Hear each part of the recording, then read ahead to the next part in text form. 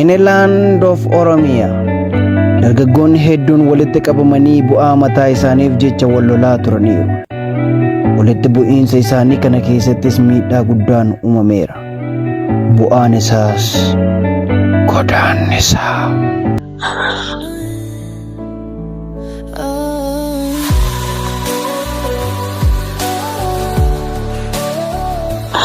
Wanta nama dhibummoo bakka qabeenyi keenya jiru hunda isaa tokkoon isaa beeku. Boolla sana keessaa birmaduu baasee balatti deebisee nan gashe. Ishoo galata kee yaa Waaqa ko. Bilbila safara biloo godhoo feetamuun takkaatti waacuu dandeessa. Sirriitti dabaa fadhii. Kana booddee qubee maqaan bii keessa jiru gaafa barreessitu ija kee jiruun fadhuuti barreessi. Dhimma kanaatiin ani fedha koo walitti dubbannu hin barbaadu. Xumureera.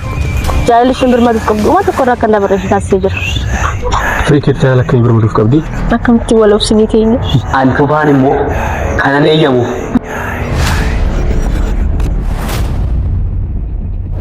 Every